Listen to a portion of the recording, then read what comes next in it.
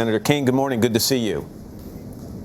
Hey, guys. Good to be with you. Thanks. I want to talk about what Donald Trump said in his speech on immigration last night in a second, but I want to start with this meeting with Mexico's president. Afterward, there were conflicting reports of whether or not they talked about who, in fact, would pay for this wall on the border.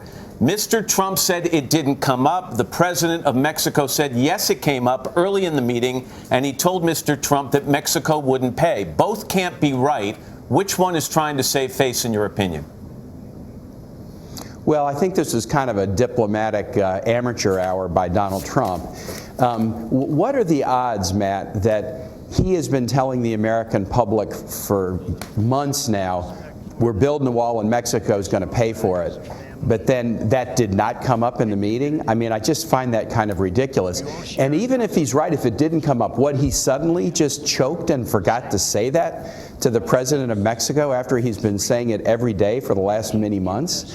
So I find his statement that he didn't bring up, even if it's true, it shows that he sort of folded under pressure and didn't have the backbone to say to the Mexican president what he's been saying over and over again. You call it diplomatic amateur hour, but the optics of this in that press conference, Donald Trump stood there with the Mexican president.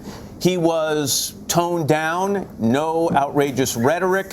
He seemed to be on his best, even his best presidential behavior. Is that one of the difficult things for you running against a Donald Trump, that you never know exactly which Donald Trump you're going to get?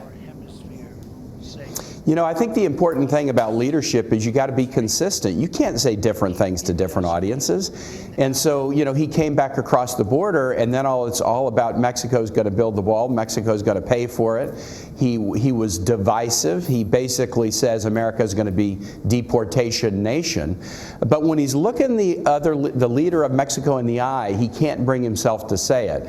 That tells me something about his backbone and his resolve. And so it's an interesting. Yesterday was an interesting display of, I think, kind of a diplomatic lack of resolve, and then this language of division, deportation, that shows that Donald Trump's not changing anything. Back to the optics, though, for a second. I mean, if you look at the side-by-side of this week, Donald Trump went to Mexico. He sat down. He had a dignified meeting with a foreign leader.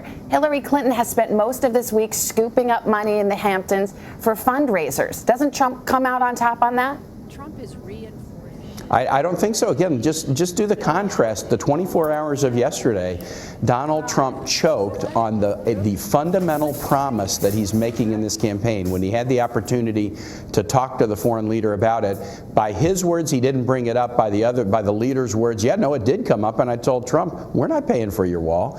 So that just shows that I think kind of not ready for prime time. But then back over on this side of the border, he just doubles down on this divisive deportation nation strategy. Senator, let's talk about the state of the race, because most national polls, we're seeing some battleground polls, show a tightening race. That's the trend. And if you look into some of those polls, what you see really is it's more a matter of Hillary Clinton's favorability ratings actually going down. The question to you is, if Trump is as weak a candidate as you portray, why isn't she putting it away? Look, I have said I encouraged Secretary Clinton to run in April of 2014. I gave a speech in South Carolina, and I said I hope that she runs, and we talked about it, and I said, but make no mistake, this is going to be incredibly difficult. I think it will be hard. You cannot assume anything. You're trying to do something that nobody's ever done before. I've always assumed this race would be hard. We're feeling good about our position in a number of the true battleground states, but we do not feel any sense of complacency. We are organizing. We're out making our case to voters every day, because we felt from the beginning this would be very, very difficult.